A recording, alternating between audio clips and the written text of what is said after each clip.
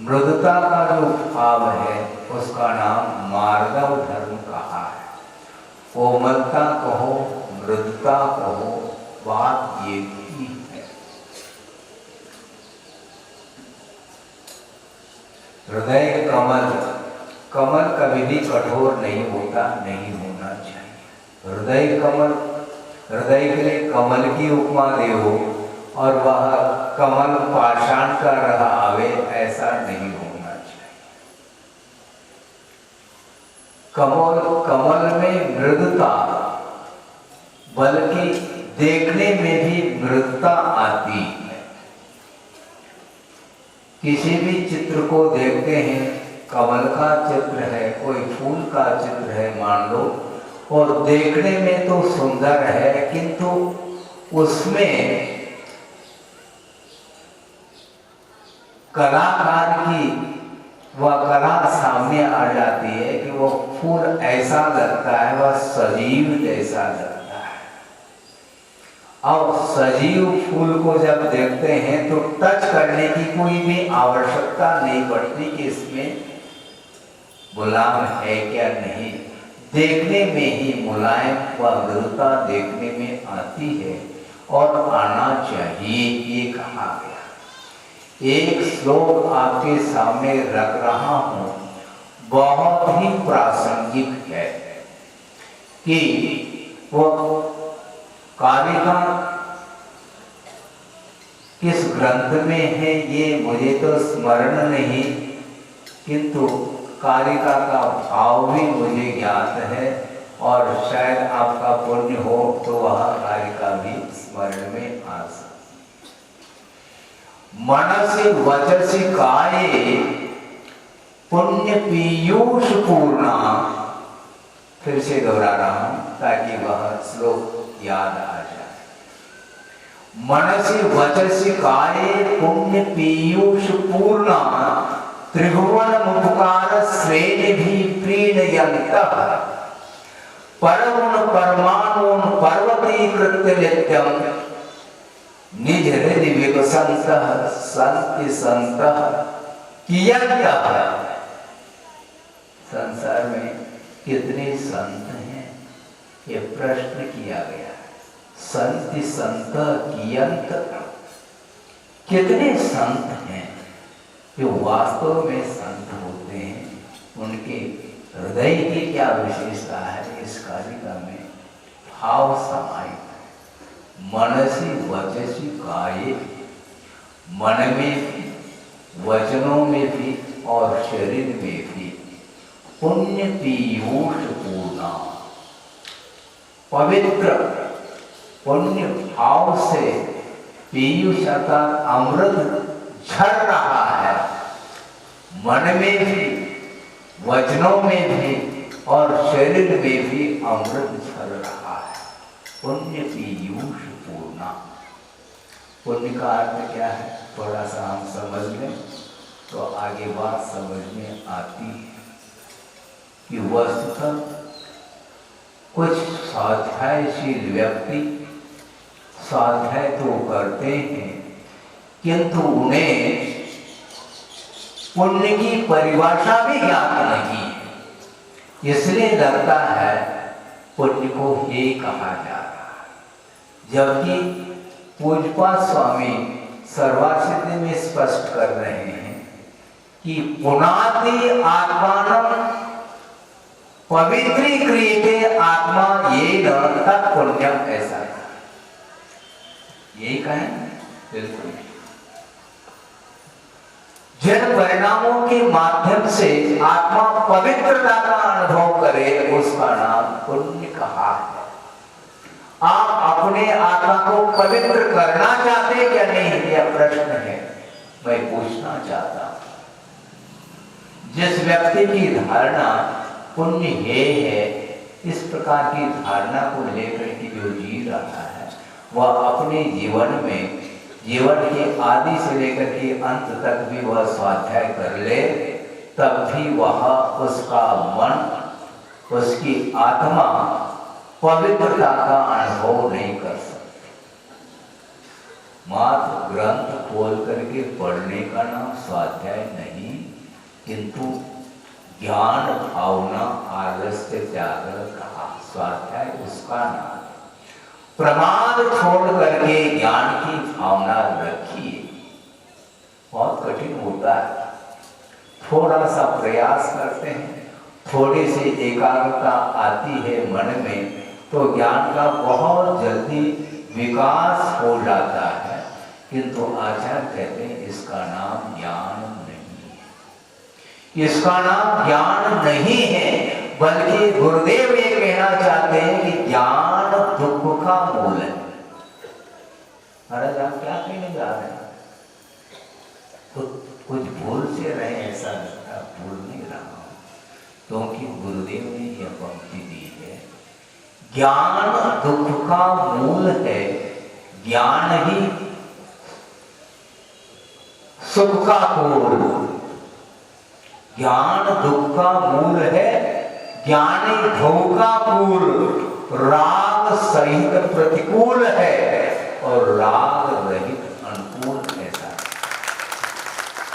हम ज्ञान ज्ञान ज्ञान की बात करते हैं, बात करिए, किंतु होश आवाज के साथ ज्ञान की बात करनी है। ज्ञान किसका नाम है? आत्मगत गुण है, उसका नाम ज्ञान है, मात्र शाब्दिक ज्ञान का नाम ज्ञान नहीं है। मात्र शाब्दिक ज्ञान को लेकर के जो अहंकार में डूब जाता है, वह इंद्रभूति के समान उसकी दशा होती है।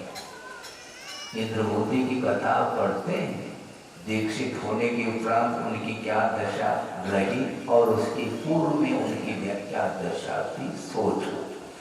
500 शिष्यों को वो पढ़ा रहा है और अपने आप को ये मानता है मेरे पास व्याकरण का ज्ञान है, मेरे पास सिद्धांत का ज्ञान है, मेरे पास दर्शन का ज्ञान है, मेरे पास साहित्यिक ज्ञान है, अध्यात्म का ज्ञान। इस प्रकार वह सोच रहा है, विचार रहा है और 500 व्यक्तियों को, शिष्यों को भी वह पढ़ा रहा है। खुद पढ़ नहीं पाया, किंतु पढ़ाने की भूख बहुत जल्दी जागृत होती है। ज्ञान की आकुलता बड़ी आकुलता है, बोलने की भी आकुलता है, इस प्रकार गुरुदेव का कहना है। ये बिना आकुलता के वचन की प्रवृत्ति संभव ही नहीं है। किंतु वह आकुलता यदि विश्व कल्याण को लेकर के हो जाए तो हमारे वह आकुलता भी वरदान सिद्ध हो सकता है। किंतु विश्व कल्याण तो साइड में रह जाता है और स्वयं लाइट में आना चाहता है, इसी का नाम अज्ञान। इसी को अज्ञान बोलते हैं। अरे तुम क्या लाइट में आना, तुम अंधेरे में हो क्या? तुम्हारे पास तो इतना ज्ञान है, फिर भी तुम अंधेरे में कैसे रह सकते हैं? मैं अंधेरे में नहीं हूं, फिर लाइट में आने की क्या बात करते हैं आप? लाइट का अर्थ क्या है? अपने आप को वो हाईलाइट करना चाहता है। 0 वाट का भी प्रकाश उसके पास नहीं है और वहां हाईलाइट करना चाहता, अपने आप को ज्ञानी सिद्ध करना चाहता। आचार्य कहते हैं सिद्ध करने की कोई बात ही नहीं। जो ज्ञानी हो और सिद्ध करने की क्या बात है? जो अज्ञानी होता है वही सिद्ध करना चाहता है अपने आप को ज्ञानी। सिद्ध करने की बात नहीं होनी चाहिए। जो गुण अपने पास विद्यमान है उसको मानने की आवश्यकता है, उसको परिष्कृत करने की आवश्यकता है कि मन में, वचन में और कायिक चेष्टाओं में जिसमें कोमलता नहीं है, जिसमें पवित्रता नहीं है, जिसका मन ही पवित्र नहीं है, उनके वचनों में पवित्रता आ कैसे सकती है? संभव नहीं है। वचनों में पवित्रता खेल नहीं है, बंधु। वचनों में कोमलता आनी चाहिए। कोमलता आती है क्या? थोड़ा सा ज्ञान हुआ नहीं और वह अहंकार जागृत हो जाता है और उस समय अहंकार ही सामने आता है, ज्ञान लुप्त हो जाता है। इसी को बोलते हैं ज्ञान दुख का मूल, और ज्ञान ही धोखा पूर्ण। दोनों को ज्ञान क्यों कहा महाराज? क्योंकि जानने का नाम, जानने की क्षमता जिसके अंदर है, जिस गुण के अंदर, उसको ज्ञान हो रहा है। किंतु यदि वह समीचीन जानता है तो उसका नाम सम्यक ज्ञान कहा।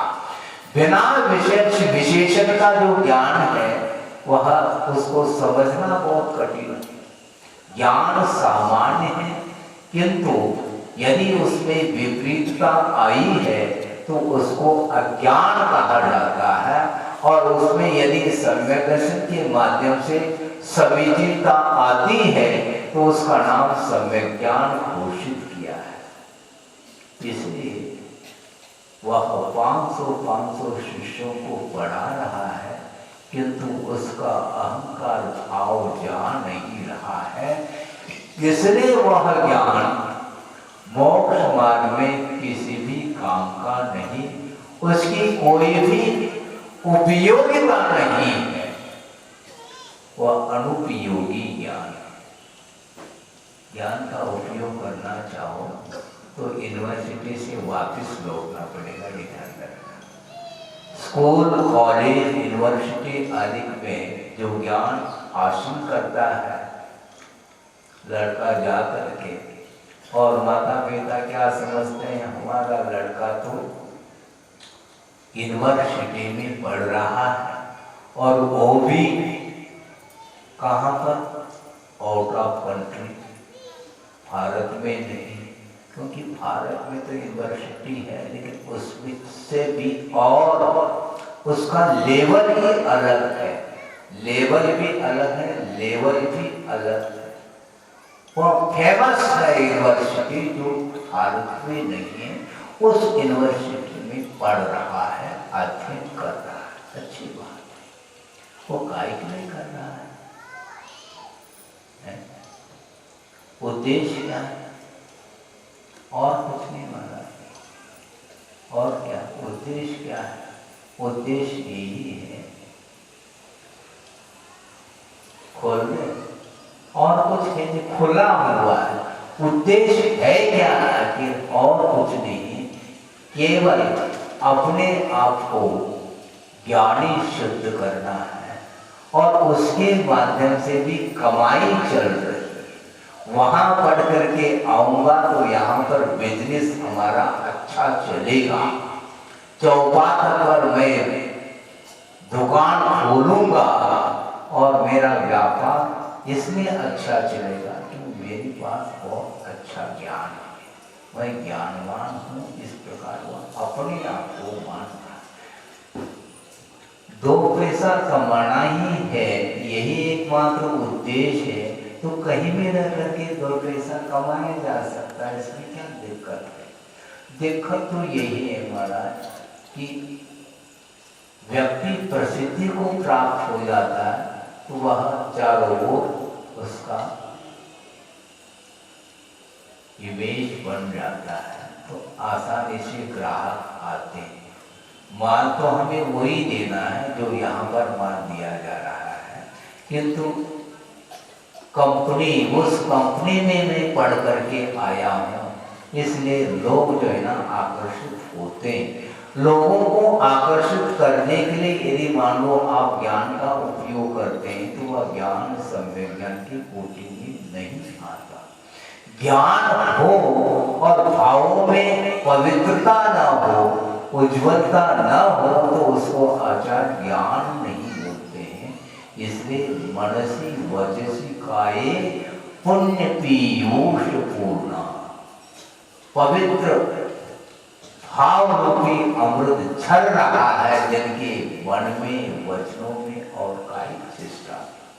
कठोरता बिल्कुल नहीं है, और त्रिभुवन उपकार श्रेणी भी प्रीण यंत्र, 3 लोग को ही उपकार के माध्यम से क्या कर रहे हैं? प्रीण यंत्र, सुखी बना रहे। संतुष्ट कर रहे हैं जीवों को। और परगुण परमाणु पर्वती कृत्य नित्यम, दूसरे के अंदर गुण है किंतु राई के बराबर है।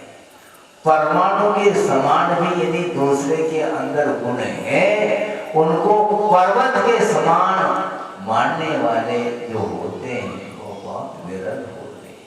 परगुण परमाणु पर्वती कृत्य नित्यम निज हृदय विकसंत, अपने आप को वो प्रफुल्लित अनुभव करने वाले ऐसे संत ऐसे कितने संत हैं जो दूसरे के राय के बराबर भी गुण को देकर के जिनका मन प्रफुल्लित हो जाता है, उसका हृदय कभी कठोर होगा? सोचो विचार। वो कितने महान गुरु होकर के भी अपने आप को हल्का महसूस करते हैं। वो कहते हैं गुरु तो वो है जिन्होंने हमें दिशा दी। आचार्य महाराज बड़ा विस्मय होता है जिस समय वो आचार्य ज्ञान सागर महाराज के चरणों में आए, उस समय उनकी क्या स्थिति थी वो स्वयं भी जानते हैं, हम लोग भी जानते हैं। किंतु 2-3 साल के भीतर ऐसे ज्ञान सागर महाराज ने कौन सी घुट्टी पिलाई, अद्भुत है। इसको बोलते हैं ज्ञान के साथ साथ साधना, ज्ञान के साथ साथ साधना। साधना के बिना उस ज्ञान का कोई महत्व मूल्य नहीं है, ये कहा। क्योंकि आप सिद्धांत भी पढ़ते होंगे, सम्यक दर्शन के अभाव में भी ज्ञान का पर्याप्त मात्रा में विकास हो सकता है, होता है। ज्ञानावली कर्म का क्षोभन होने के बाद उसके पास जो शुद्ध है, जो द्रव्य शुद्ध जिसको बोलते हैं, वो पर्याप्त मात्रा में है और उस द्रव्य शुद्ध में समीचीनता भी है। वह द्रव्य शुद्ध द्रव्य आगम समीचीन है, किंतु उसका भावात्मक जो ज्ञान है वह विपरीत है, ऐसा कहा।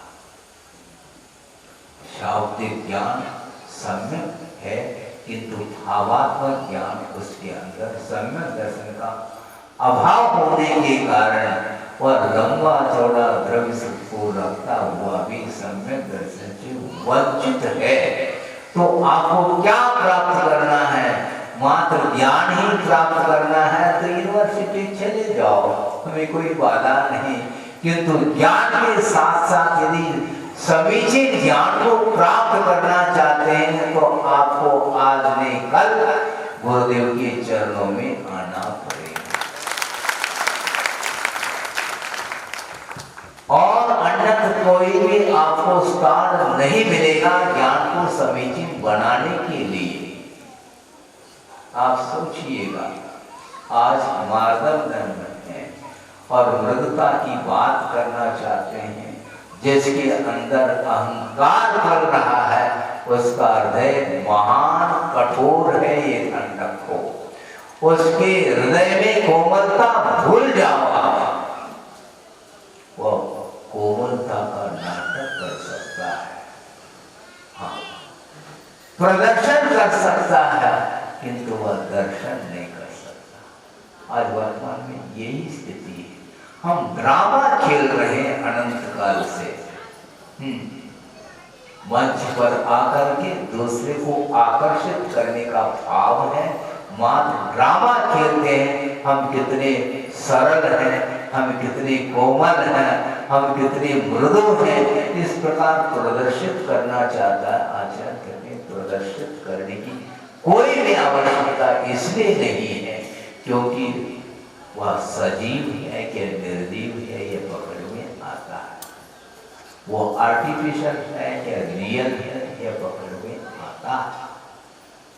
गंध यदि है तो निश्चित रूप से वह रियल फूल है, और गंध नहीं है इससे स्पष्ट है, देखने में तो वह सुंदर है किंतु वह कागज का फूल है, ये ज्ञात फूल आता है। फूल को तोड़ करके नाक तक ले जाने की क्या आवश्यकता है? फूल बगीचे में है, उसको वहीं पर रहने दो। उसकी जो महक है वह दूर दूर तक वह सुगंधी उसकी फैलती चली जा रही। आचार्य महाराज क्षेत्र की अपेक्षा से दूरी पर है, किंतु उनकी जो सुगंधी है इसकी ज्ञान की नहीं, ये ध्यान रखो, चारित्र की सुगंधी है। क्योंकि चारित्र के अभाव में भी ज्ञान रहता है, अभी भी कह रहा था मैं। सम्यक दर्शन के अभाव में, संयम के अभाव में भी 500 शिष्यों को पढ़ाने के लिए वह तत्पर है इंद्रभूति, किंतु वह अपने आप को भी पढ़ा नहीं पाता, इसलिए उस ज्ञान की सुगंधी फैल नहीं सकती, क्योंकि वह ज्ञान नहीं हुआ, ज्ञान माना और अज्ञान की सुगंधी नहीं हुआ करती, अज्ञान की तो बदबू होती,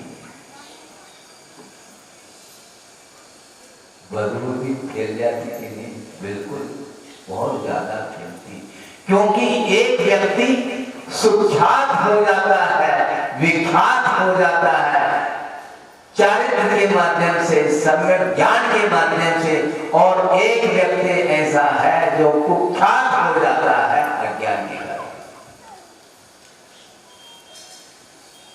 दोनों ख्यात हो,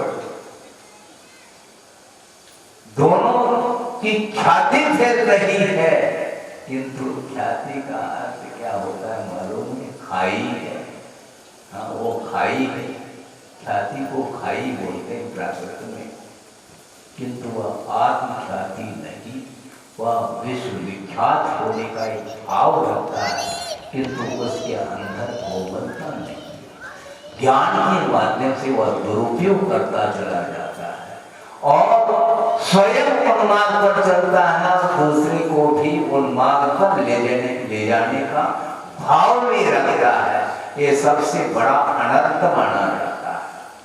अज्ञान के द्वारा यदि स्वयं का अहित होता है तो ये अलग वस्तु, किंतु जो व्यक्ति उस अज्ञान के माध्यम से मानव को भी दूषित करने में लगा हुआ है, उससे बढ़कर के और किसी के द्वारा अनर्थ घटित नहीं हो सकता।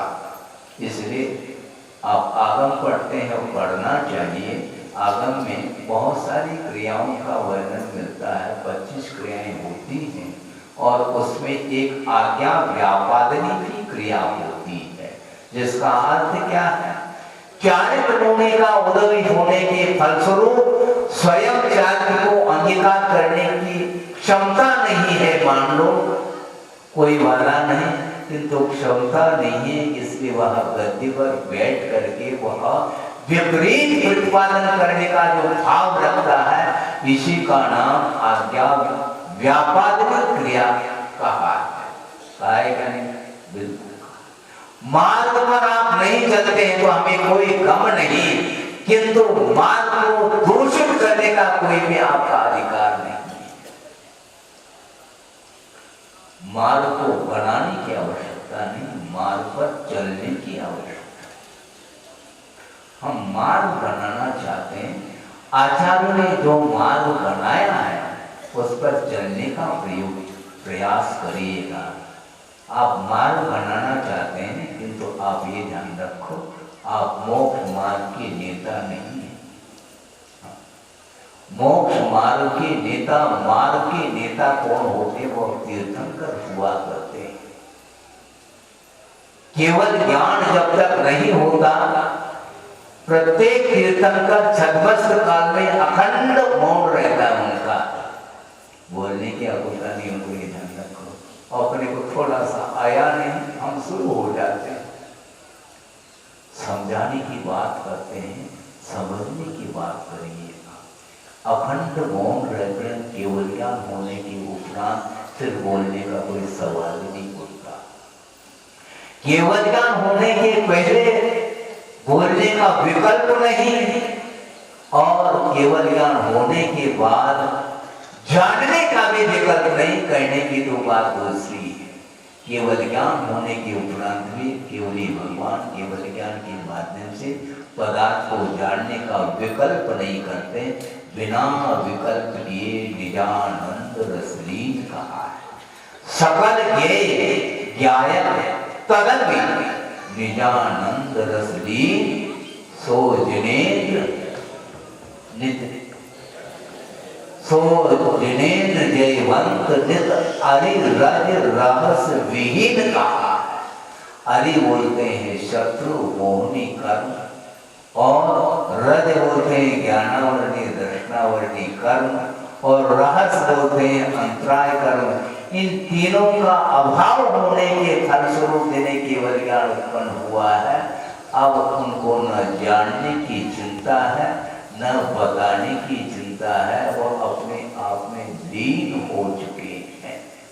और हम लोगों के लिए उनकी आज्ञा है, तुम्हारे पास इतनी क्षमता नहीं, तुम अखंड मौन रह सको तो कोई बाधा नहीं, निषेध नहीं। यदि क्षमता नहीं है मुक्ति में लीन होने की, तो ऐसी स्थिति में आप आगम के अनुरूप स्वयं भी अध्ययन करो, और जो ज्ञान की पिपासु है, जो मोक्ष मार्ग पर चलना चाहता है, तो शब्दों का प्रयोग भी करो और आगम के माध्यम से उसको ज्ञान को दिलाने का प्रयास करो। ये कहा, किंतु कर्तव्य की दृष्टि से करना, कभी भी भीतर कर्तृत्व का भाव नहीं आना चाहिए। सोचिए, कर्तृत्व का भाव बहुत जल्दी हमारे भीतर आता है, इसलिए वह ज्ञान अहंकार का रूप ले लेता है। मैं नियंता हूँ, मैं कर रहा हूँ, मैं चला रहा हूँ किसको? परिवार को। अच्छा, मैं परिवार को चलाता हूँ, कोई कहता मैं समाज को चलाता हूँ, कोई कहता मैं देश को चला रहा हूँ, मैं राष्ट्र को चला रहा हूँ। क्या चला रहा है? परिवार का लोग चल जाए वो राष्ट्र क्या चलता है? जिसके अंदर विवेक है उसको चलाने की कोई आवश्यकता नहीं, ये आगम देता है। जिसके अंदर विवेक जागृत हुआ है उसी का ज्ञान सम्यक ज्ञान माना जाता है, और सम्यक ज्ञानी को चलाने की कोई आवश्यकता नहीं। अपने आप वह गुरु के इशारे से चलता है, गुरु के संकेत को समझने की चेष्टा करता है, बल्कि गुरु के संकेत अपने आप ज्ञात हो जाता है। गुरुदेव का आशय क्या है? शब्द के माध्यम से आशय को पकड़ना, शब्द के माध्यम से आशय को पकड़ना है तो आपको गुरुदेव के चरणों में जाना पड़ेगा। ध्यान रखो, हाँ, ज्ञान अपने आप में बोध नहीं देता। कौन सा ज्ञान? शब्द जिसको बोलते हैं। आगम वर्तमान में जो उपलब्ध आगम है उसको खोल करके आप पढ़ते हैं, ठीक है, हाँ पढ़ रहे हैं आप, किंतु शब्द का जो आशय है आपको पकड़ में आता है? शब्द आपको आशय दे सकते हैं? नहीं। आप शब्द ग्रंथ खोल करके पढ़ सकते हैं, किंतु शब्द का आशय पकड़ना खेल नहीं बंधुओं। और आज यही हो रहा है, हर व्यक्ति समय सार का अध्ययन कर रहा है, किंतु कुन स्वामी क्या कहना चाहते हैं इस ओर किसी की दृष्टि नहीं जाती। हमने एक बार प्रवचन में कहा था कि ध्यान रखो, कुंद देव ने गाथा नहीं लिखी, ग्रंथ लिखा है। कुंद स्वामी ने गाथा नहीं लिखी, ग्रंथ का निर्माण किया है। और ग्रंथ में समयसार ग्रंथ है जिसमें लगभग 439 के आसपास कारिकाएं हैं, गाथाएं हैं। उसमें से अपने मतलब की गाथा को तो हम रख लेते हैं और कुंद का रेफरेंस लेते हैं। कुंद स्वामी कहते हैं इस गाथा में क्या लिखा है, हम उनके लिए कहना चाहते हैं कुंद कुंद ने गाथा नहीं लिखी। उस गाथा के इर्द गिर्द भी बहुत सारी गाथाएं हैं जिसका आशय समझने की आवश्यकता है। कुंद कुंद ने गाथा लिखी है और गाथा का आशय खोलने का जो प्रयास है वो टीकाकार हो जाता है। टीकाकार यदि नहीं होते हैं कुंद कुंद के हृदय को समझना अत्यंत कठिन हो जाता है। और आज टीकाएं मिल रही हैं, किंतु ऐसे भी विद्वानों के मुख से हमने सुना ये तो जैसे स्वामी कह रहे हैं। अच्छा, जैसे स्वामी से भी हम बढ़ गए आगे, मतलब आपकी धारणा, आप विद्वान है इसका ये थोड़ी कि आचार्य धारा से भी आप लोग ऊपर उठ गए। क्या कहना चाहते हैं आप? कुंद कुंद स्वामी ने गाथा लिखी है, ग्रंथ लिखा है, मूल प्राकृत ग्रंथ कुंद कुंद का है, किंतु कुंद कुंद ने जो गाथा दी है उसमें जो आशय है वो यदि टीकाकार नहीं खोलते निश्चित रूप से क्या हो जाता है, सारी जनता भ्रमित हो जाती है। टीका देखने के उपरांत भी जनता भ्रमित हो रही है, तो टीका यदि नहीं लिखते तो क्या स्थिति बनती? कुंद कुंद देव ने ये एक स्थान पर लिखा है निर्जरा अधिकार में कि सम्यक दृष्टि का भोग निर्जरा के लिए कारण है। ऐसा कहा, सुन रहे हैं आप? नहीं तो नहीं आ रही, आ सकती हैं तो व्रत चल रहे हैं, श्रम हो रहा है, थकान आ सकती है, दर्शन उपवास, कोई उपवास कर रहे, कोई एकासन कर रहे, आदि रहे। कुंद कुंद देव ये कह रहे सम्यक दृष्टि का भोग निर्जरा के लिए कारण है। अब इसको समझना है, क्योंकि सम्यक दृष्टि अविरति भी होता है और एक सही में भी सम्यक दृष्टि हुआ करता है।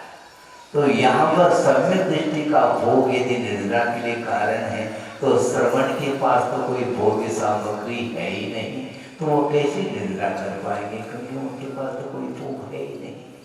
और अविरत सम्यक दृष्टि एक बार, दो बार, तीन बार, चार बार, बार बार भी विषयों का उपभोग करता है तो सबसे ज्यादा निर्जरा हुआ कर रहा है, क्योंकि भोग निर्जरा के लिए कारण है। सम्यक दृष्टि का भोग निर्जरा के लिए कारण, ये अर्थ ऐसा नहीं, किंतु टीकाकार ने स्पष्ट किया है। जैसे स्वामी ने इस ग्रंथ में जहां कहीं भी सम्यक दर्शन ये पद आया है वहां पर वीतराग सम्यक दृष्टि को ही ग्रहण किया जाता है, ऐसा कहा। अत्र ग्रंथे तो वीतराग सम्यक दृष्टि एवं ग्रहण, ऐसा कहा। ये काल का प्रयोग कर रहे हैं हम इन्हें। इस ग्रंथ में जहां कहीं भी सम्यक दर्शन पद आया है वहां पर वीतराग सम्यक दृष्टि को ही ग्रहण किया जाता। यहाँ तक और आगे जाकर के कहा अत्र ग्रंथे तो पंचम गुणस्थानात् उपरितम् गुणस्थानम् एव ग्रहणम्, ऐसा कहा। पंचम गुणस्थान से जो ऊपर उठे हैं उन्हीं का यहाँ पर ग्रहण किया गया है। सम्यक दृष्टि कहीं हो सकते, सराग सम्यक दृष्टि भी होता है, वीतराग सम्यक दृष्टि भी होता है। वीतराग दशा में ही वो सारे पंचेंद्रिय के विषय निर्जरा के लिए कारण बनते हैं, क्योंकि ज्ञेय ज्ञायक संबंध जब जुड़ जाता है, ज्ञेय ज्ञायक संबंध जब जुड़ जाता है तभी वह भोग नहीं, किंतु वह ज्ञेय माने जाते हैं। ज्ञेय अर्थात जानने योग्य पदार्थ और भोग अर्थात भोग्य पदार्थ। बहुत विचित्र परिणति है वस्तु की। अब सोच लीजिए, यद्यपि ये प्रसंग आपके सामने पहले भी दिया होगा, अभी भी दे रहा हूँ, प्रासंगिक है। गुरुदेव का चिंतन अनूठा चिंतन है। पूजा चल रही है गुरुदेव की और पूजन करने वाले पूजन कर रहे हैं और उनका चिंतन चल रहा है। और इस चिंतन को एक बार चर्चा के दौरान रखा था। उस चर्चा में मैं शामिल नहीं था, क्योंकि कुछ ही व्यक्तियों के बीच में वह चर्चा चल रही थी। शायद हो सकता है प्रतिभा मंडल भी हो और कोई भी बहने हो, बोले वो चिंतन दे रहे थे। उस समय में एकाध शब्द मेरे कान में पड़ गए, पर्याप्त है। अक्षर से क्या मतलब, एकाध शब्द से क्या मतलब? शब्दों में समीचीनता होनी है। शब्दों में यदि समीचीनता है तो काम चल जाएगा। उनका ये भाव था कि देखो आप पूजन कर रहे हैं, आपके हाथ में पूजन सामग्री है, ठीक है, अष्ट मंगल द्रव्य, उसको मंगल क्यों कहा? जब तक वो द्रव्य दुकान में है तब तक उसको तो मंगल नहीं कहा। दुकान में चावल की बोरी रखी हुई है, बादाम भी रखे हुए हैं, छुआरा भी रखा गया है और श्रीफल भी रखे हुए हैं, है क्या नहीं सब। लेकिन वो क्या है, वो सामग्री, वो भोजन सामग्री नहीं, वो सामान्य सामग्री है। और पूजन करने के उद्देश्य से उस द्रव्य को धोया जाता है और पवित्र भाव के साथ आप पूजन करते हैं। वो उस द्रव्य को भी मंगल द्रव्य ऐसा कहा। उन द्रव्य के माध्यम से ही भावों में पवित्रता आ रही है, इसलिए उसको मंगल द्रव्य कहा, पूजन सामग्री कहा। वो भोजन सामग्री नहीं, ध्यान रखो। जब भोजन करने के लिए बैठ जाते हैं तो बादाम रखे रहते हैं, वहां पर ही रखे रहते हैं, वो क्या है, वो भोजन सामग्री, वो भोजन सामग्री। कितना अंतर हुआ। वस्तु एक ही है किंतु दृष्टिकोण भिन्न हो गया। जब किसी भी वस्तु को मात्र केवल ज्ञान की दृष्टि से देखते हैं पदार्थ को, वह पदार्थ ये माने जाते हैं, किंतु भोगने की जिस समय दृष्टि होती है वो भोग की सामग्री मानी जाती है। क्या अर्थ हुआ? इसलिए ज्ञेय ज्ञायक संबंध जब जुड़ जाता है, श्रवण के अंदर ज्ञेय ज्ञायक संबंध बनता है। आप लोगों के पास न ज्ञेय ज्ञायक संबंध है न और कोई भी संबंध है। यदि संबंध है अन्य पदार्थों के साथ तो आप संबंध रख रहे हैं। आपका संबंध परिवार के साथ है, भाई के साथ है, समाज के साथ है, और चेतनात्मक जितने भी पदार्थ हैं उनके साथ आपका संबंध जुड़ा हुआ है। इसलिए आपकी दृष्टि कभी भी ज्ञेय ज्ञाय को लेकर के नहीं हो सकती। इसलिए शराब अवस्था में कभी भी भोग की सामग्री निर्णय के कारण नहीं बन सकती, तुम स्वामी कहते हैं। इसलिए ज्ञान आपके पास है, किंतु ज्ञान का दुरुपयोग हम लोग कर रहे हैं। ज्ञान का यदि हम सदुपयोग करते हैं तो कभी भी अहंकार का भाव नहीं आता। 500 शिष्यों को पढ़ा रहे हैं किंतु आत्म ज्ञान उन्हें नहीं है। किंतु जो ही समोषण के पास पहुंच जाते हैं, अभी प्रभु का दर्शन तक नहीं हुआ, किंतु मानस तत्व को देख करके उसका अहंकार चूर चूर हो जाता है। क्यों?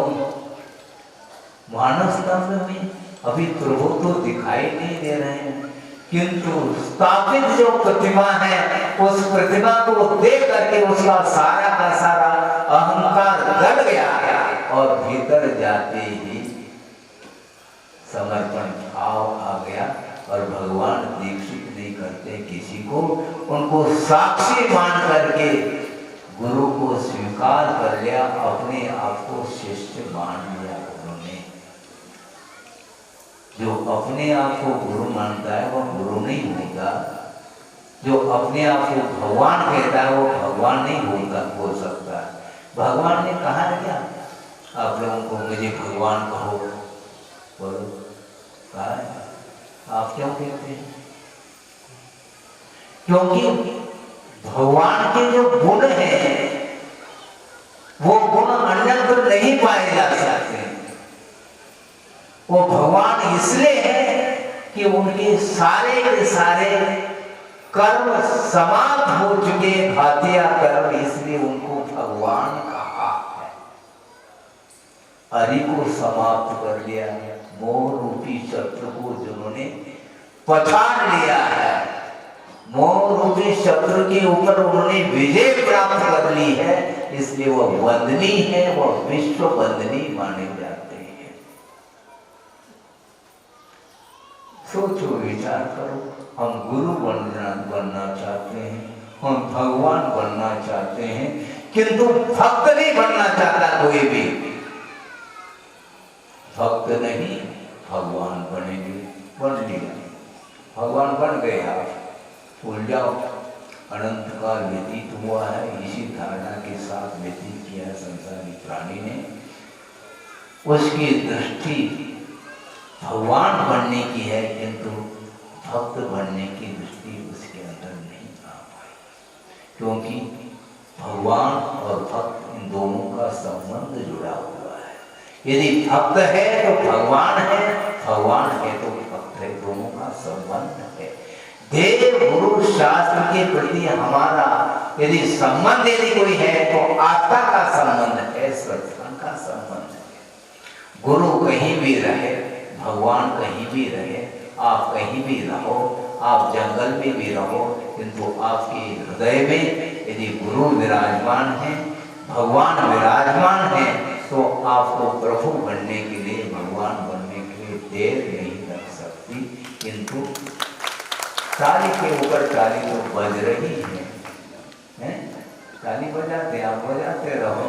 इन तालियों से भगवान को कोई सरोकार नहीं है, ना गुरु को। गुरु कभी भी इन तालियों से प्रसन्न नहीं होते, ना भगवान प्रसन्न होते, क्योंकि जो प्रसन्न होता है वह रागी हुआ करता है, ये ध्यान रखो। वीत रागी को प्रसन्न करना खेल नहीं, भगवान कभी भी प्रसन्न नहीं होंगे आपसे, ये ध्यान रखना।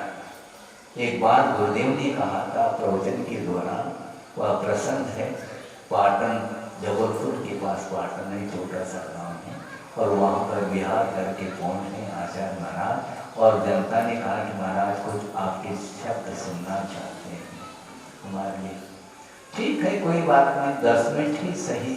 और 10 मिनट में ऐसा प्रसंग दिया है, वो अपने आप में संस्मरण का रूप ले लिया। उन्होंने ये कहा कि ध्यान रखो, भगवान को आप प्रसन्न करना चाहते हो क्या? महाराज क्यों नहीं करना चाहेंगे, लेकिन भगवान प्रसन्न नहीं होंगे। क्यों? भगवान को प्रसन्न करना खेल नहीं है। भगवान आपकी पूजा से, आपकी स्तुति से प्रसन्न नहीं होंगे। कि किससे प्रसन्न होते महाराज? भगवान आज्ञा का जो पालन करता है उससे प्रसन्न। भगवान जो आज्ञाकारी है उससे वो प्रसन्न होते हैं। अर्थ क्या है?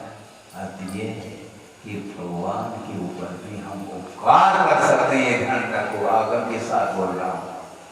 गुरु के ऊपर और भगवान के ऊपर भी उपकार किया जा सकता भक्त के द्वारा। एक ऐसी बात हमारा भक्त के ऊपर तो भगवान उपकार कर रहे हैं, शिष्य के ऊपर गुरु उपकार कर रहे हैं, लेकिन भगवान के ऊपर और गुरु के ऊपर उस शिष्य का, उस भक्त का क्या उपकार है? यही उपकार है। भगवान और कुछ नहीं चाहते, गुरु और कुछ नहीं चाहते। तुम विश्व में कहीं भी रहो, किंतु परंपरा को नहीं भूलना, परंपरा को कभी भी भूलना नहीं चाहिए। यही चाहते हैं, क्योंकि धर्म की परंपरा आज्ञा के ऊपर ही निर्धारित है। धर्म की परंपरा बिना आज्ञा के संभव नहीं। आप धर्म की परंपरा चलाना चाहो और कदम कदम पर हम शास्त्र के विपरीत प्रतिपादन कर रहे हैं, तो हम हमारे द्वारा क्या धर्म की परंपरा बनी रह सकती है क्या? धर्म की परंपरा को बनाए रखने के लिए आगम में जो लिखा है उसको सर्वोपरि मान करके समर्पण भाव के साथ देव गुरु शास्त्र की आराधना करने की आवश्यकता है। इस प्रकार जो आराधना करता है उसके अंदर कभी भी अहंकार रह नहीं सकता। अहंकारी व्यक्ति इस प्रकार व्यक्ति उत्पादन नहीं कर सकता। महाराज इतने सालों हो गए, हम अपनी धारणा को कैसे परिवर्तित करें? हमारे द्वारा इतने भक्त जुड़े हुए हैं, इतने शिष्यों को हमने तैयार किया है, हम कैसे धारणा को परिवर्तित करें? ये ध्यान रखो, हमेशा मिथ्या दृष्टियों की संख्या अनंत के रूप में रहती है। महाराज ये परंपरा को हम कैसे परिवर्तित करें? तो अनादिकाल से मिथ्या की परंपरा चल रही है, बनाए रखना चाहोगे आप परंपरा को? सोचो विचार। जो विपरीत परंपरा को बनाए रखना चाहता है वह कभी भी अपने जीवन में सम्यक दर्शन को हासिल नहीं कर सकता।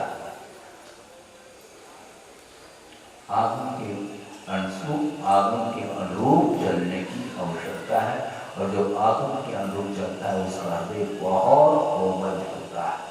वह बाहर से कठोर हो सकता है किंतु भीतर से इतना वह मृदु है। बाहर से इसलिए कठोर कहा क्योंकि गुरु हमेशा बाहर से कठोर होते हैं किंतु भीतर से बहुत कोमल होते हैं। आपने नारियल को देखा? श्रीपल आचार्य महाराज कहते नारियल मत कहा करो। नारियल का क्या होता है? न रियल इति नारियल। जो रियल नहीं है उसका नाम नारियल है, उसको श्रीफल बोलो, ठीक है। उस श्रीफल के ऊपर कठोरता है क्या नहीं? तभी तो उसको फोड़ते हैं हम।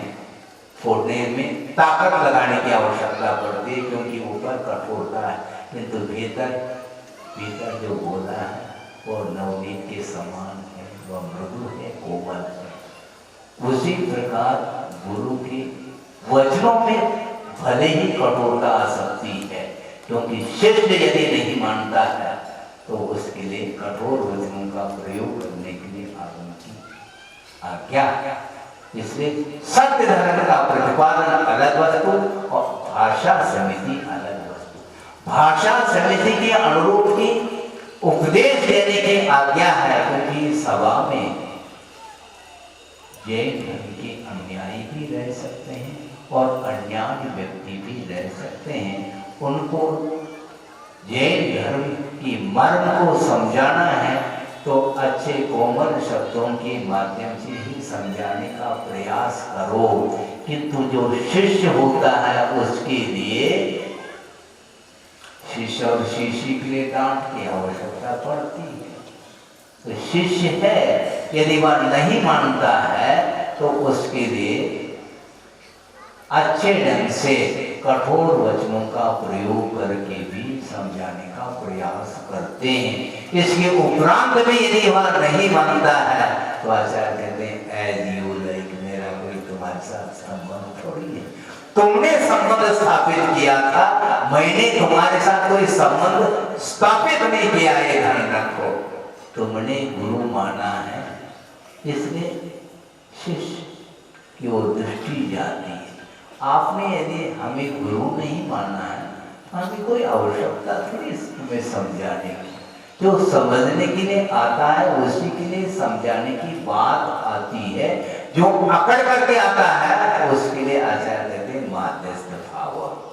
जो अहंकार को लेकर के आता है वह दरबार में प्रवेश ही नहीं कर पाता। ये ध्यान रखो, क्योंकि 500 शिष्यों को लेकर के वह आ रहा है अहंकार के साथ, किंतु भीतर प्रवेश नहीं कर पाता अहंकार के साथ। वहीं पर उसका अहंकार समाप्त होता। अहंकारी व्यक्ति कभी भी दरबार में प्रवेश नहीं कर सकता, कर ही नहीं सकता, पक्की बात। इससे ये अर्थ है कि माधव का अर्थ कोमलता हुआ करती है। कितना हम इस विषय को लेकर के वर्णन करें संभव नहीं है कि वस्तुतः सम्यक ज्ञान किसको बोलते हैं ये बताया है। वरम एकाक्षरम ग्राह्यम सर्वसत्वानुकंपनम न कक्ष पोषकम पापम कुशास्त्रम धूर्त चर्चितम, ऐसा कहा। वरम एकाक्षरम ग्राह्यम, वह एक अक्षर भी क्यों ना हो, ग्राह्य है, श्रेष्ठ है। क्यों? सर्वसत्वानुकंपनम, समस्त जीवों के प्रति अनुकंपा भाव जिसके अंदर है, जिन वचनों में, वह वचन एक अक्षरात्मक भी क्यों न हो, वह श्रेष्ठ है, वह ग्राह्य है, वह आराधना की योग्य है वो वचन। किंतु अक्षपोषकम कुशास्त्रम पापम धूर्त चर्चितम न ग्राह्यम न वरम इति, धूर्त के द्वारा रचा हुआ जो शास्त्र है वह कुशास्त्र माना जाता है, जो कि अक्षरता इंद्री का पोषण करने वाला, विषयों का पोषण करने वाला जो शास्त्र होता है वह शास्त्र नहीं, वह कुशास्त्र माना गया। वह आगम नहीं, वह आगमाभास माना गया है। इसलिए उस प्रकार के आगम के शरण लेने की हमें कोई आवश्यकता नहीं, हमारे एक ही अक्षर पर्याप्त है। यदि गुरु के द्वारा एक भी अक्षर प्राप्त हो जाता है तो हम धन्य मानते हैं अपने आप को। ज्यादा ज्ञान की कोई आवश्यकता नहीं, समर्पण भाव की आवश्यकता है। जिसके अंदर समर्पण भाव जागृत होता है उसके अंदर अहंकार पल नहीं सकता, ये गारंटी। इसीलिए जो ही समोशन में प्रवेश करते हैं तो सम्यक दर्शन भी प्राप्त हो जाता है और रत्नत्रय को अंगीकार करने की भाव जागृत हो जाते हैं और वो दीक्षित हो जाते हैं, स्वयं ही दीक्षित होते, वो इंद्र होते और महावीर भगवान के समोशन में गंधर के रूप में उपस्थित हो जाते हैं।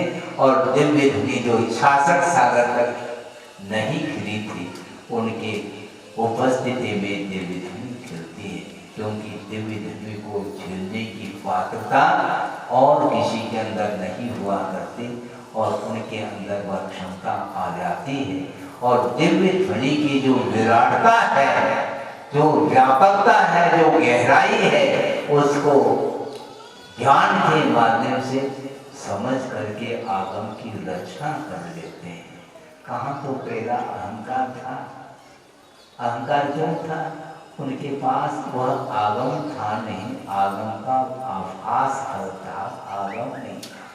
वह विपरीत ज्ञान था, इसलिए उसके माध्यम से न अपने आप का कल्याण कर पाए, न विश्व का कल्याण करने की क्षमता उसके अंदर रही।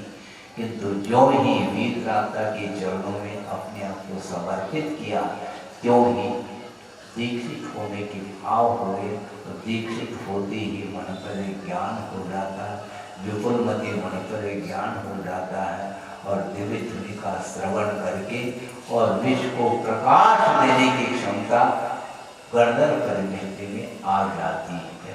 इसलिए वरम एकाक्षरम ग्राह्यम, क्यों? सर्वसत्वानुकंपनम, समस्त जीवों के कल्याण करने की क्षमता जिन शब्दों में है, वही एक अक्षर भी क्यों न हो, वह ग्रहण करने योग्य है। उस एक अक्षर के माध्यम से भी सम्यक दर्शन की उत्पत्ति हो सकती है, क्यों नहीं होगी। किंतु विषय का पोषण करने वाला जो कुशास्त्र होता है, उसको कभी भी गद्दे के ऊपर रखने लायक नहीं, ये ध्यान रखो। आप शास्त्र का स्वाध्याय करते हैं, किंतु शास्त्र का अर्थ क्या है ये आपको ज्ञात नहीं। वो आगम माना जाता है जिसके माध्यम से भवांतर का अहंकार समाप्त हो जाता है और वैर भी समाप्त हो जाता है और पंचेंद्र के विषयों के प्रति जो लालसा थी वह लालसा भी समाप्त हो जाती, उसी का नाम संविज्ञान बोलते। ज्यादा क्या कहें, एक प्रसंग आपके सामने रख रहा हूं। अभी आपका समय हुआ नहीं क्योंकि आपने जल्दी दिया है, जल्दी छोड़ भी सकता हूँ, किंतु आपका मन लग रहा है तो अच्छा मानता हूँ। दो व्यक्ति हुआ करते, दो व्यक्ति हैं और दो व्यक्ति, ध्यान से सुनेंगे, दो व्यक्ति है और दोनों चिंतन से मुक्त है। जमीन आसमान का अंतर है। क्यों? जो प्रत्यक्ष ज्ञानी होता है, केवल ज्ञानी, वह चिंतन से मुक्त है। और एक वह व्यक्ति है जो मूर्ख है, उसके अंदर चिंतन करने की कला नहीं। दोनों चिंतन से मुक्त है। बड़ा आश्चर्य है। केवल ज्ञानी कभी भी चिंतन नहीं करते, उनको चिंतन करने की आवश्यकता नहीं। यथावत वस्तु का प्रतिभासन होने के उपरांत अब चिंतन करने की कोई आवश्यकता नहीं, क्योंकि हाथ कंगन को आस्थिति की आवश्यकता।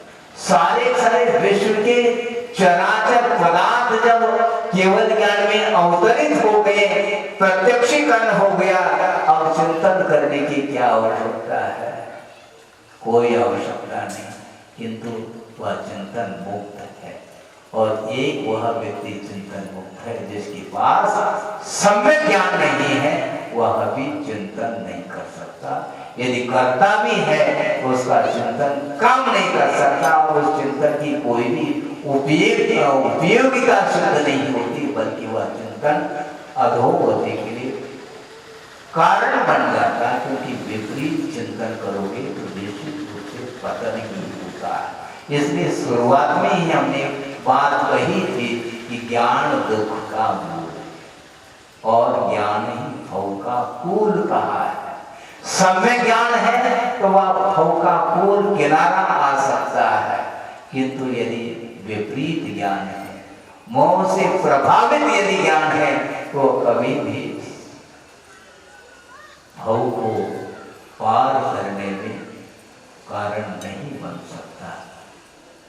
एक व्यक्ति है, उन्होंने नौकर से कहा कि देखो ये दो डिब्बे हैं जिसमें घी है, इसको बगीचे में जाकर के छिपा देना है। समझ में? दो डिब्बे हैं, 8 प्रहरी घी है उसमें, मुंह में पानी तो नहीं आता। खाने पीने की बात आती है तो नींद गायब हो जाती। दो डिब्बे हैं, पीपा बोलते हैं, पापा नहीं पीपा। 2 डिब्बे में घी भरा हुआ है और मालिक ने कहा इन दोनों डिब्बों को बगीचे में जाकर के छुपा देना, सुरक्षित घी को। ठीक है।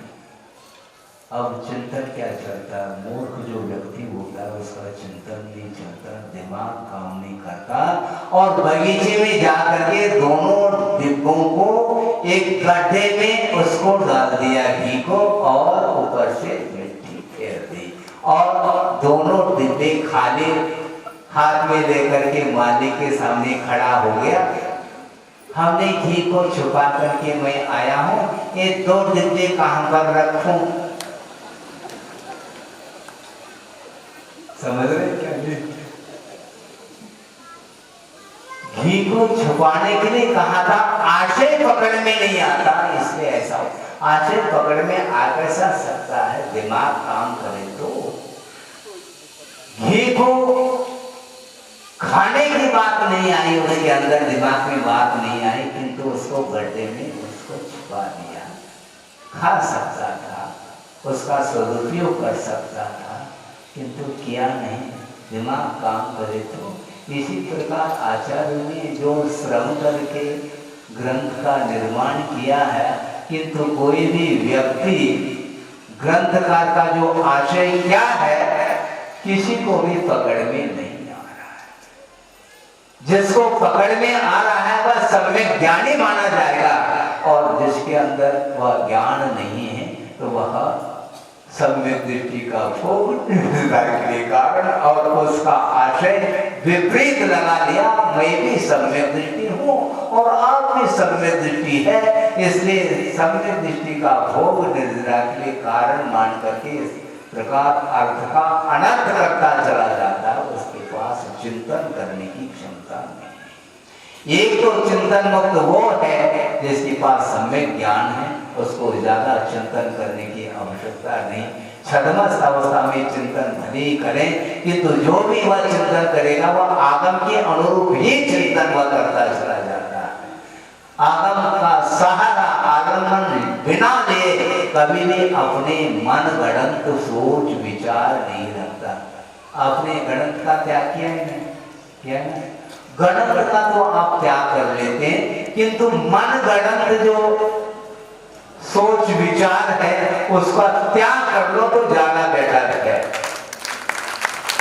हम आगम का आधार तो नहीं लेते और मन गणंत अर्थ लगाते चले जाते हैं, इसलिए अर्थ का अनर्थ हो रहा है, ये कहा जा रहा है। इसलिए आधार जो गुरु का आधार ले लो, भगवान का आधार ले लो, और भगवान के द्वारा उपदिष्ट जो आगम है उसका आधार ले लो। ये चार ही हमारे लिए शरण है, ऐसा कहा। अरहं, सत्य, साधु और केवली प्रणीत धर्म, ये चार ही हमारे लिए शरण है। इसलिए हमें किसी के शरण जाने की कोई आवश्यकता नहीं। जो में डूब रहा है उसके शरण लेने की कोई आवश्यकता नहीं हमें। जब गुरु के भगवान के चरणों में आ गए वो इंद्रमूर्ति, वह स्वयं भी गंधर्व बन गए और उनके साथ जो 500 शिष्य थे, 1500 शिष्य थे, 3 थे वो, एक इंद्रभूति, अग्निभूति और वायुभूति, 3 विभूति थी। हाँ, और तीनों के पास 500 संख्या में शिष्य पढ़ रहे थे और वे अध्यापक थे, लेकिन उनको भी पढ़ाने की आवश्यकता पड़ी। और विश्व को पढ़ाने वाले भगवान हुआ करते हैं, सर्वश्रेष्ठ अध्यापक तो वही माने जाते हैं। भगवान के चरणों में जाओ तो अहंकार समाप्त हो सकता है, तो माधव धर्म की उपासना हम कर सकते हैं। अहंकार और मृदुता दोनों एक साथ रह नहीं सकते, ये इस प्रसंग का आशय है। इसलिए चिंतन करना सीखो, ये कहते हैं आचार्य। पहले पढ़ो, चिंतन करो।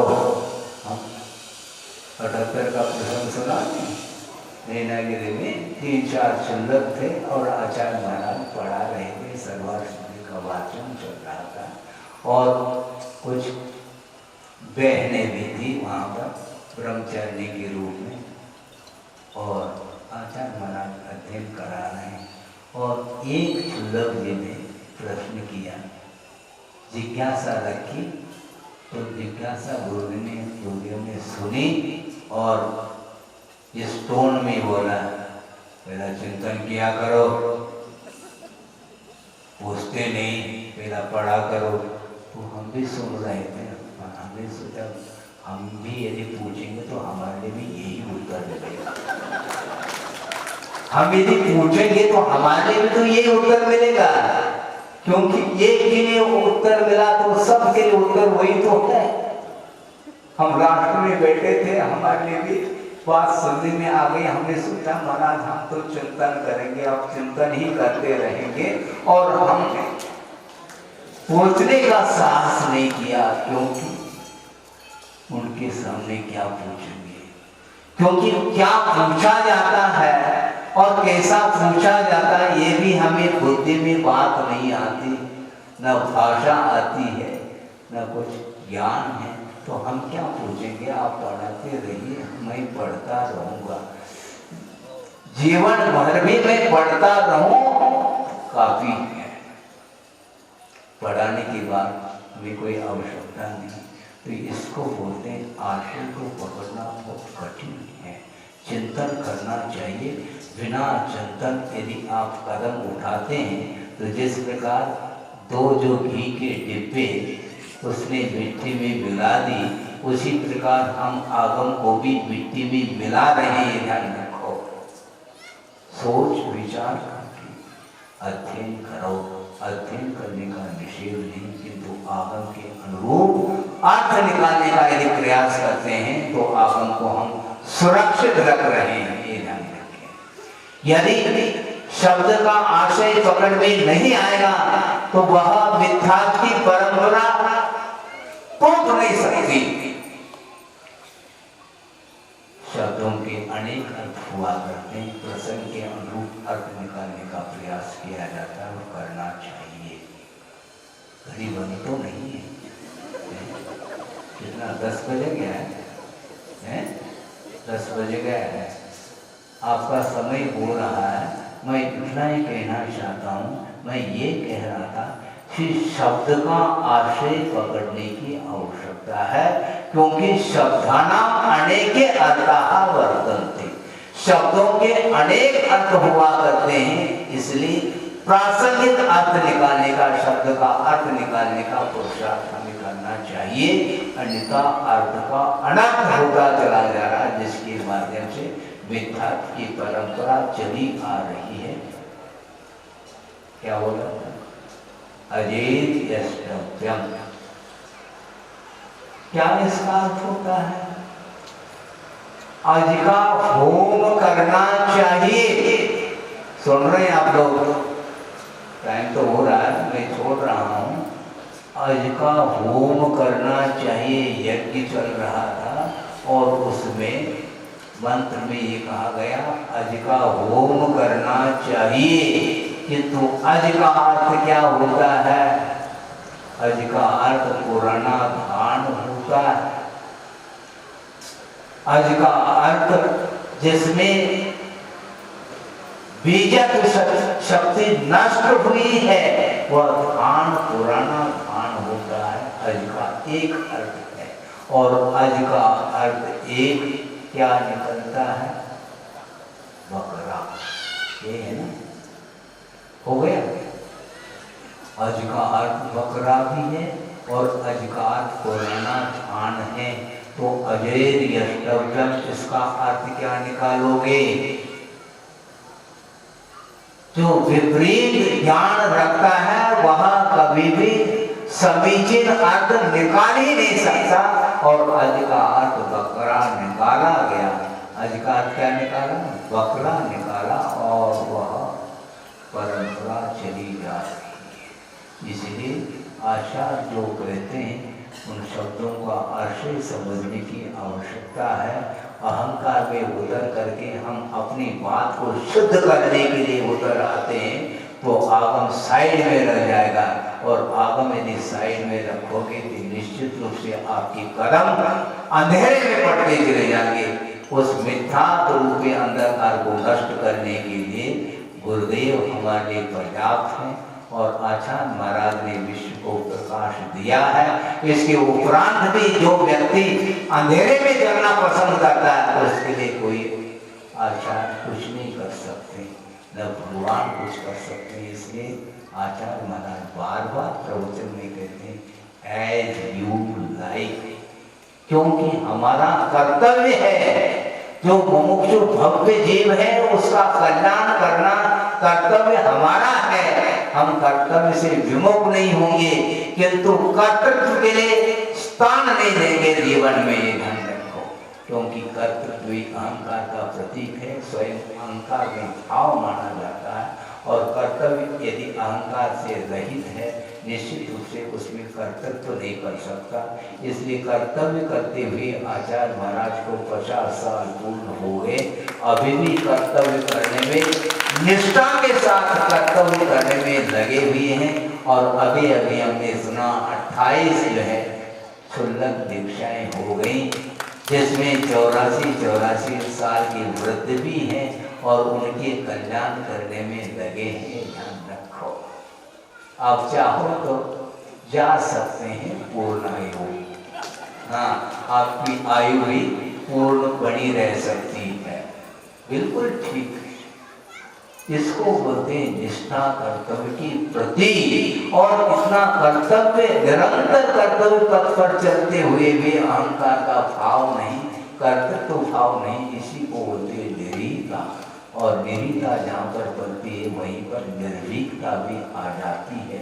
निर्भीकता के साथ प्रवचन करने की अपेक्षा से निरीता के साथ यदि मान लो हमारे द्वारा एक अक्षर भी पहुंच जाए किसी मुमुक्षु भव्य जीव के पास तो उसका कल्याण हो सकता है। हो सकता है क्यों? यदि भव्य है, नेक गारंटी बात कल्याण का पात्र बन सकता है। कल्याण कर लेता, कल्याण हम नहीं करते, कल्याण करने की योग्यता स्वयं में रहती है, किंतु कल्याण वह नहीं कर पाता विपरीत ज्ञान के साथ। इसलिए गुरु के शरण में जाते हैं तो निश्चित रूप से अहंकार दूर हो जाता है और माधव धर्म अपने पास आ जाता है। और जिस समय माधव धर्म जीवन में आ जाता है तो माधव धर्म की आराधना करने वाला व्यक्ति निश्चित रूप से वह इतना कोमल होता चला जाएगा कि जिस प्रकार एक पिची होती है, पिचिका, उसमें बाल होते हैं मोर के पंख, वो इतने कोमल होते हैं, वो बाल यदि आंख में भी पहुंच जाए तो आंख में कोई तकलीफ नहीं होती, इतनी कोमलता उसके अंदर रहती है। उसी प्रकार संयमोपकरण के माध्यम से संयम का अनुपालन करने वाला जो श्रवण होता है, उसका हृदय कभी भी कठोर नहीं हो सकता, किंतु उस मोर पंख से भी और कोमल होता चला जाता है। इस प्रकार माधव धर्म की आराधना करने के लिए आप लोग बैठे हैं और हम भी माधव धर्म की ही आराधना करना चाहते हैं और अपने आप के इस सांसारिक पर्याय से अपने आप को उठाने के लिए, ऊपर उठाने के लिए निरंतर माधव धर्म की ही आराधना करनी चाहिए, जिसके माध्यम से अहंकार दलता चला जाए और अहंकार समाप्त हो जाएगा तो निश्चित रूप से वह प्रभु बन जाएगा। प्रभु बनने की क्षमता, सामर्थ्य प्रत्येक जीवात्मा के अंदर है, किंतु अहंकार के कारण ही उसकी यात्रा अधूरी रह रही है, बल्कि उसको हम यात्रा नहीं मानते, वह परिभ्रमण है। परिभ्रमण को समाप्त करने के लिए मोक्ष मार्ग पर आरूढ़ होने की आवश्यकता है और मोक्ष मार्ग पर जो आरूढ़ होगा तो वह व्यक्ति सही मायने में वह यात्री कहला सकता है, क्योंकि यात्रा करो, परिभ्रमण बहुत हो चुका है। यात्रा करने के लिए, मोक्ष मंजिल तक पहुंचने के लिए हमें यदि कोई आधारभूत धर्म है तो वह माधव धर्म है, अहिंसा परमो धर्म की। बोधि समाधि परिणाम शुद्धि स्वात्मोपलब्धि शिवसोक्त सिद्धि चिंतामणिम चिंतित वस्तुदाने स्वाम मंत्र मानस्य ममास्तुते।